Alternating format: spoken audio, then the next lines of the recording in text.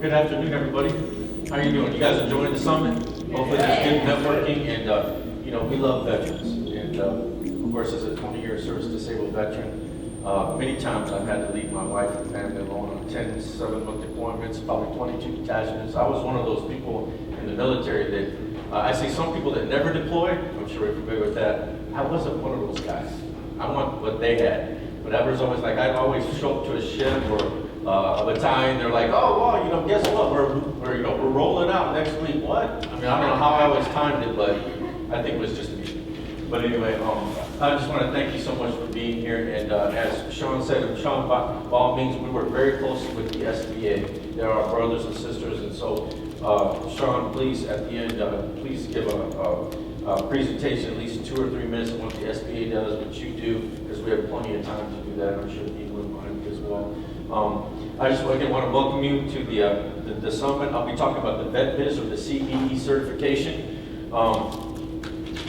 I work at the SBDC PTAC, or the Small Business Development Center Procurement Technical Assistance Center. Got that on. And we're right downtown. What we do is we start businesses, expand businesses, but our expertise is in state, local, and government contracting. So when I say government contracting, I mean the 4 sectors of government contracting, which is local, not local, but local, state, federal, which is from the SAM system, and also the VA or VetBiz. So of course, since everybody's a veteran, we can target those 4 sectors of business development. Consider it like a pie. I always have people come and say, I only want to do local contracting. I'm like, okay, draw a pie on the wall. They're like, okay. I said, now darken about 75%. Like, there's 25% left. I go, exactly. So you got to get 25% of that pie right there, so you reduced yourself by 75%. So it's very important to get the certification for government contracting. But what the CBE certification, we're going to be going into it, helps you get sole source set aside as either a veteran or a service disabled veteran. So it's very much like the 8A process. There are some differences though, and we're going to be going over those. So I just kind of already introduced myself. Previously, before that, I was director of operations and development for a Fortune 500 company. I went around. How many people have seen Restaurant Impossible?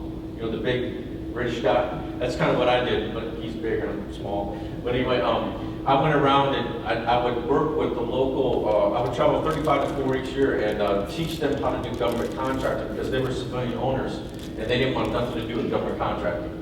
So I would go in there and go, what's Fred doing? What's Bill doing? What's Hector doing? Huh? Who was this guy? So, I wasn't really, they didn't really like me too much, but that was my job.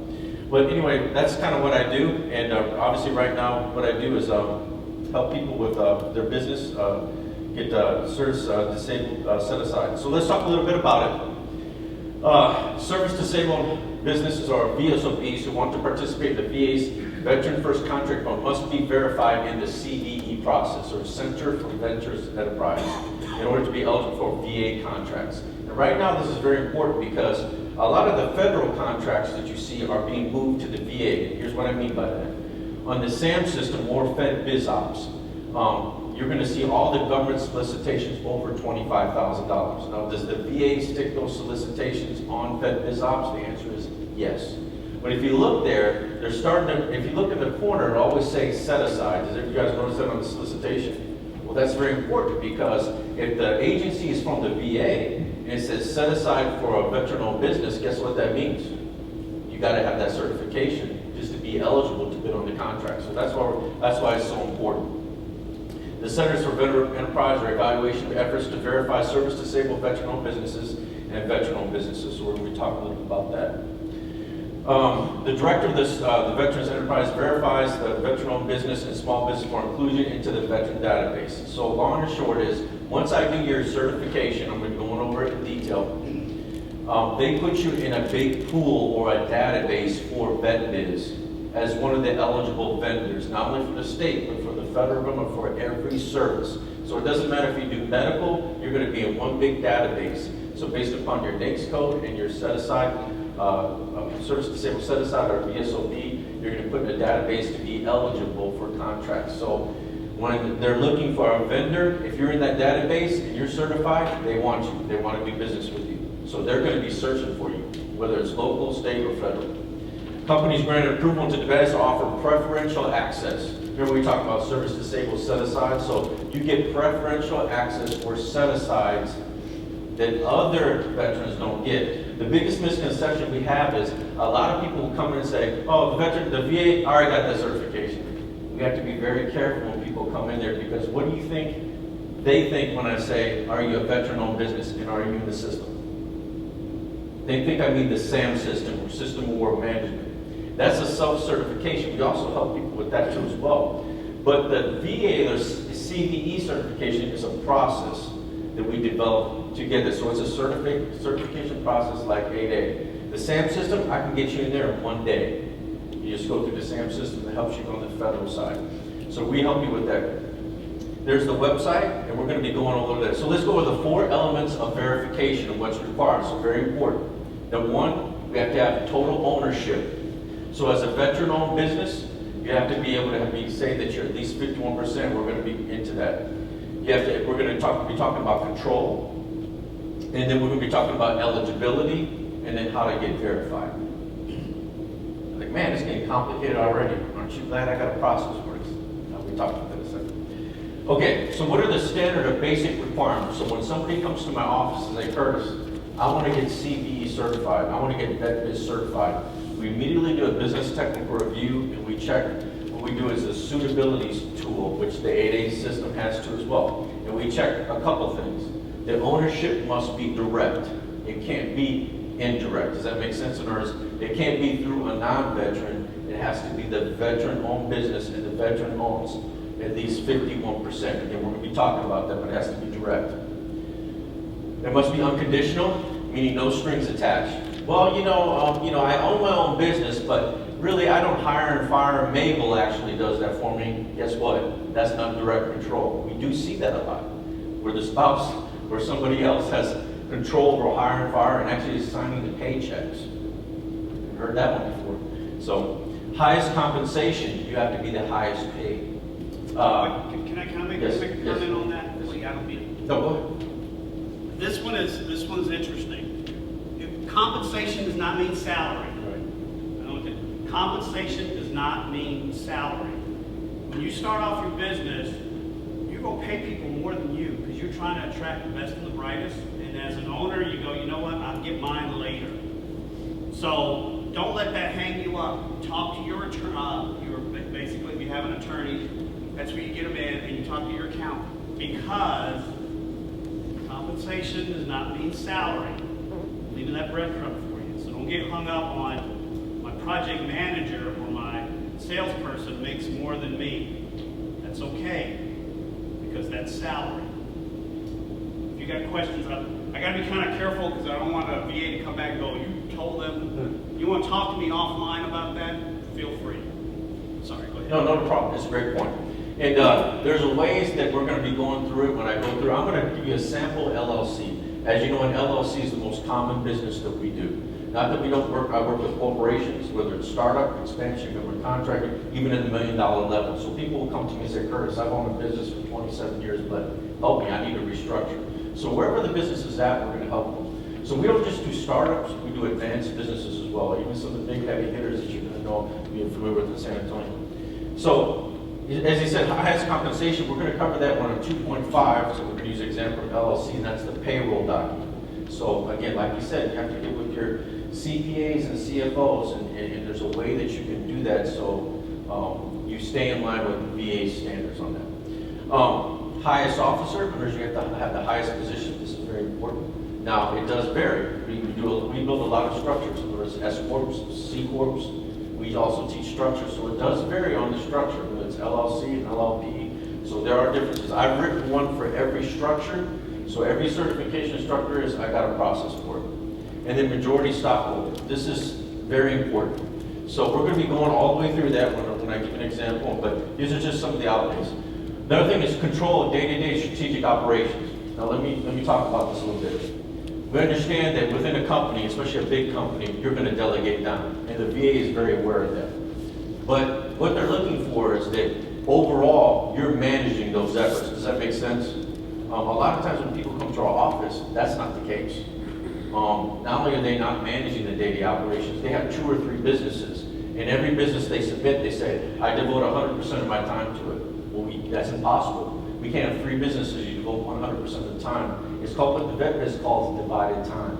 And then the VetBiz certification is going to be rejected. So there's certain things that we have to look at with it. So I had one person had 2 or 3 businesses. He kept saying that this business was 100% of his time, this business was 100% of his time. You know, we can't say that. So it's a picture that we want to send to the VA when we're going for the certification. So it's all how we put it. The ability to hire and fire, which I talked about, and the structural percentage has to be at least 51%. Now, having said that, we have to take into consideration community property laws. Texas is a community property state, which means that you can marry 1 day or 1,000 days, and guess what? If you get a divorce, what happens?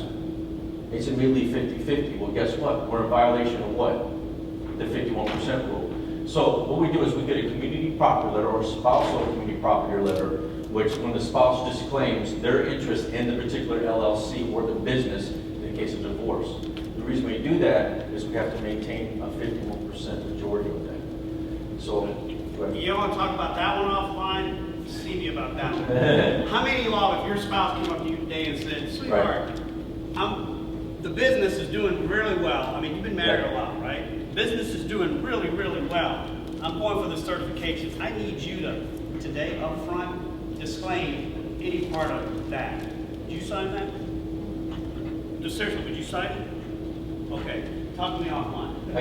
I guess I'm fortunate because of the 160 I did, only 2 said no. So I guess I'm doing something right. I don't know what I'm doing. So, but yeah, it's a funny thing. Yeah, but we do see it. Only 2 happened. The rest they did agree to it. Now keep in mind that doesn't put the other property in view just on that business itself. But as you said, the more successful the business gets, obviously it can be a problem, but it is required. Okay, so we're going to look at a couple things as far as what a sample was going to require in the LLC. Number 1, we're going to talk about licenses. That's called 1.1. There's several things we're going to do. So 1.1 is licenses. That means your technical certifications, such as P&P or any technical certifications you have within the business that supports what you're doing for the certification. For veterans, it can even be a military certification, also your educational documents. Anything that's going to tell the VA that you have management or you've been at a responsibility level someplace in the military or in another business. 2 is resume. So if there's 1 person in the LLC, obviously just be yourself. If there's 2 people in the LLC, obviously be 51%. You want to submit those resumes to them. And I always tell people this, and again, I've gotten all 160 approved. I've never lost anybody. I've got it down to 24 days on the certification. I can believe, I heard General Sanchez said it was 9 months. That's why you want to come see me. Yeah, I've got it down. I've had 3 who come back to 24, 26, and 31 days. So that's pretty good. Normally, when I first got here, it took 11 and a half months. So when I created this process, just kind of streamlined so it's a little bit quicker for you. Now, on the resumes, what I make people do is go all the way back to the military service. No, don't put paragraphs about the military service, but just general titles, because that's important. You've got to connect the 2. Next is taxes. For startups, obviously, if you just started your business up this year, you're not going to have the last 3 business taxes, but you will have the last 3 personal taxes, which will tell you to forward, and then we'll tell you basically that you can afford your other taxes in the future. When I mean taxes, that means your K-1 statements, that means all your schedules, that means the W-2s, that means basically the kitchen sink, all your taxes in there. Payroll, that's what he was talking about there, that's 2.5. Payroll consists of money coming in and out, up and down the ladder, all your revenues. It's going to list everybody within the company and how much they make and everything, and how much you're pulling in revenues. That's broken down by quarter and also annually is what we require. Now, what VetBiz says is they need, let's say we're doing with this calendar year, they want January to the present and also the previous year.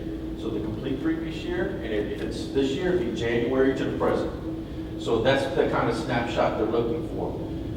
Now, people always say, well, I just started up. I don't have a lot of revenues. Will the VA reject me? The answer is no. Because unlike the 8A certification, there's no minimum requirement to show a trends of revenues or $250,000 to $300,000 in sales or federal government contracts won. So they don't hold you to that. Another good thing about the CP certification is there's no time requirements. Usually with the 8A, you're looking at 2 years in business at least. As a veteran-owned business with the CVE, you can get the certification even as a startup. So there's a lot of benefits that you would have on the 8A certification. The other one is the signature card. How many people know what a signature card is? I know a lot of people are like, I've heard that before. You get that from a bank, and no, that's not a letter from the bank saying you have an account. That's your actual signature. You have to remember, a lot of people say, why do I have to go all the way through this? Well, unfortunately, the VA used to be very trusting, and people in business would send them fraudulent documents and mail them in. So what they do now is they want to make sure that that's your actual signature on the bank thing. It's going to list your account. It's going to list your routing number saying you have an account. It's from a bank officer. It's going to have everybody in the LLC that has the ability, just like the military, right, to sign documents. Be very careful about that one, about leaving that signing authority away. We have had people take off. I had one guy that was an LLC, and he goes, I can't find Fred. I haven't talked to him in a week, and I went back and everything's gone on the bank account. I can't find him. What do you think happened? I don't know. What do you think? He was gone.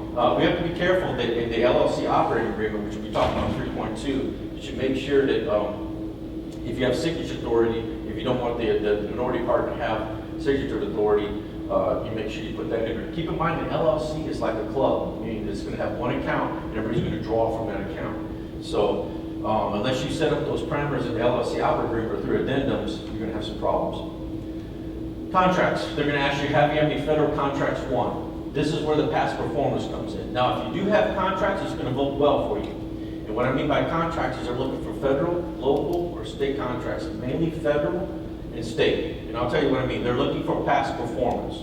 So if you do have past performance, doesn't mean you will. We want to put a copy of those contracts to give a better picture when we send it up to the VA. Some people will have no past performance because they're a startup, and we're going to be going in a second.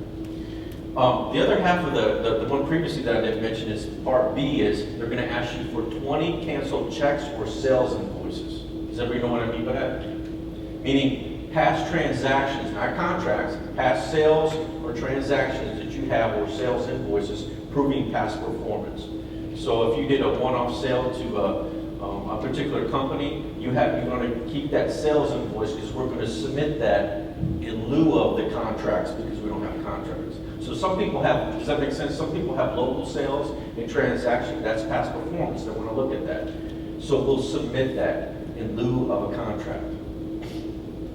Now, management agreements, what the VA requires is they want to know where you're doing business. It's called 3.1. They don't care where you're doing business as long as it's not like in a phone booth or an empty warehouse with the phone going to and it's ringing and nobody's there. That has happened before. You can ask SRCTA, they can tell you all about it. So they will investigate that type of stuff. So they want to know, are you operating out of a physical location? Are you on a mortgage agreement, or do you have a copy of the deed? They don't care where your business is at. It could be even at home, but they want to know where the physical location is, and it's a real location. The operating agreement, or the LLC operating agreement. There's 3 reasons you have an operating agreement. It answers personnel, positions, and percentages. So in that operating agreement, we can help you develop one. We're going to list everybody in the company because we're going to have a structural percentage in it. One thing that we see right away is we see a lot of people giving their kids big structural percentages when they're 17 years old. It's like, well, I don't want to leave my kid a legacy. Well, just like General Sanchez says, no, this is a business. You may care about your kid. You can leave him a legacy. We're giving them 49% of the business at 18 years old. They know nothing on business. It's not smart business because it's a lot of say in the company. So don't be fooled by that. Just because it's a corporation, there won't be any say. In court, it can be contested because it's a big minority percentage. So you want to be very careful about that. So consider when you bring people in, not give them a large percentage of the LLC. Make them work for it, and don't give that away just like candy. So we're going to be very careful. So when we have the operating agreement, that's 3.2. Shareholder agreement. You may or may not have a shareholder agreement. If you don't, I'll make a statement for you. And here's something I want to say on every one of these. In some of these items, you will not have these things. So you're like, well, Curtis, what do I do? That's when I'm going to tailor and make a statement for you. Does that make sense? They're called letters of explanation. So I'm going to have a cover letter for you, and I'm going to have letters of explanation. That fits the whole package along with everything we're going to upload through VetBiz. So we can't just tell VetBiz, no, we don't have it, or, hey, I'm not gonna answer the question, good luck with that one. You're gonna get rejected. I think that maybe that's what happened, but I'm not for sure. I think they kept asking back. Now, they're gonna give you 3 tries, and after that, guess what they're gonna do? They're gonna deny you and make you reapply after 30 days. Now, most people aren't gonna do that because you're gonna see these you can be 5 or 10 days to respond. I don't know if you guys have done the certification. In that time period, we have to respond with everything that comes back in the explanation letter. That's not a denial letter. The denial is the one that's finished, it's done, then we'll look at you again. So we want to be careful. We're going to be going over this second. Formation documents. What do you think I mean by formation documents? Articles of incorporation, right? Certificate of formation, sole proprietorship, or DBA. So anything that you have look in. A lot of people, and you got to be very careful here. To the VA, articles of organization are totally different than what we think they are. Does that make sense? State to state, they are different. And we even had a phone conference with 100 people in the VA, and we were talking with them on that. Some in Virginia and Maryland, they require certain things they don't require in Texas. So we have to be very careful.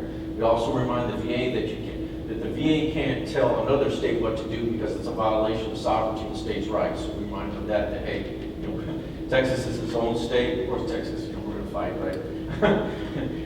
we got some bone to pick, right? But anyway, we have to be very careful. So we want to upload our formation documents, which will include that under the LLC documents as articles or governing authority of the organization. That's going to show control of the company. Minutes. Here's what the state law says in the state of Texas about LLCs. They're not required, but what? Desired. Now, what I mean by that is, I'm going to make a statement for you. Most people are not going to have minutes, and they're not going to have a voting log. We encourage companies to get that. You should be doing that, even if it's taking a vote with yourself or the lawyer. It's just good business. We recommend once a quarter or at least annually. Is it required of an LLC like a corporation? No, it's not. But we want people to get in a good habit of it because it's good to document any business that's done. Does that make sense? And eventually, as the company grows, they will scrutinize it a little bit more when you recertify every 2 years. So having that pattern already will be helpful. I've seen corporations that made $29 million, and if I open their book, their voting log is horrible. And it's just a matter of time that the IRS goes through it and sees things. They've had several CEOs pass, and the voting log doesn't. I've seen voting logs that say, "We took a vote, ... to be continued." And I was like, "What happened?" "I don't know what happened." "Hey, Fred, what happened that day?" And nobody knows. I mean, you're just asking for an audit. So don't think just because they're a big company that they're more squared away. That's a misnomer. I can tell you that for a fact. That there is no correlation between a business that makes $6,000 a year usually and a business that makes $4 million, because I've seen all the books. I can tell you that a lot of times the bigger the company, the more sloppy they are. So as we peel back the onion, we start to see things like bylaws are not current, this person transferred, voting's wrong, several things that are wrong, and we're going to check for that before we submit them. Articles of incorporation, of course, we're going to put that. If you do not, and of course, as an LLC, you won't have that, so I'll make a statement. Stock. In stock, there's 2 things we're looking for. Stock is measured in value and also the amount. So maybe this person has 3 shares in the amount of $560,000. What the VA is looking for is the person that has the highest is the CEO to have the most stock in the company. That's normally what they're looking for. Now, have we seen it where it's less? Yes, and we've had to do a letter of explanation for it because it got rejected. The other thing we have too, so there's 3 things you need to look for: divided time, the things about stock and salary. That's big. Yes, will companies reinvest into their company? Yes, but as Sean can tell you, a lot of times when a person doesn't take their salary and they reinvest all their money into their business, the 8A certification is rejected. Not all the time, but sometimes. And we have to explain why that was. A couple things too. A lot of times people will say, "I don't have stock," and then we'll look through their books and there's stock signed, and there's even a stock ledger that says issued by and the amount. What does that mean? That means the stock is active and it was issued. So we do have that quite a bit. So we have to be careful on that. The final thing is vendor protege program. Currently, the VA is trying to reorganize the vendor protege program. So we don't have that too much anymore, but they're trying to reorganize. I talked to Vanessa Morton and several people at the VA. That's a program that's kind of on hold, but it's 10.1, so we're still working on that. What are the verification processes? Like, well, Curtis, that's fine. I got great information, but what do I do? How do I get a hold of you? Well, we want to meet one-on-one with a verification counselor. That's myself. I've been through the training. I'm a VA certified counselor. Second, we're going to have you do the verification tool. Sean, you're very familiar with this. We have this in 8A, have the 8A certification tool. We're going to help you fill out the application, which is the VIP application, which are the letters and the cover letter. You're going to create a user account on the actual VetBiz portal, the website. You're going to sign a 0877, which basically declares who is the owner. It's an electronics. When you log on there, you're going to declare like this. Remember like Sam's? Remember Sam's? There's three parts to Sam's: CCR, ORCA, and the SBA. ORCA is a legal statement between you and the government. Says everything is you put in there is legal, true, and what? You can perform it. You really can do it. Well, it's the same thing here. The 0877 is basically you doing the same thing that you would do in Sam's, which is, yes, that's me. Yes, this person's in my company, and this person's in my company. We already talked about the spousal community property letter. That is going to be required too. And then you upload the documents. The next step, you're going to go through this process, and I'm kind of in the final 5 minutes of this. You're going to go through the initiation, which is a review of the application and documents for completeness. So once they receive this, you're going to get the review of it. You're going to get an immediate letter or a message saying that they received it, and it's under review. The second, they're going to do an examination. They're going to cross-reference and make recommendations. The third, they're going to make legal recommendations and evaluation if there's any problems. And then they're going to do a determination, either approval or denial letter. Now in the evaluation and examination, this is very key right here. This is what I meant where, remember they send you back messages saying, I'm missing this, or missing that. Could you clarify this? One thing that's very important is, if you have a corporation, you have to be careful about quorums. What do I mean by quorums? Well, a lot of times what happens is we have C Corps and S Corps to come in, and you'll have one veteran who's the president, and the board of directors made of what? 4 non-veterans. What's the problem with that? Well, the person has to have pretty much sole authority on decisions. And here's what I mean by that. If there's any chance that the veteran can be outvoted on important operational or business issues, what do you think the VA is going to do? No. And I can tell you, there's no wriggle room. I've helped 7 people in major corporations with this, and they will not budge. They've even got lawyers involved and submitted statements on it.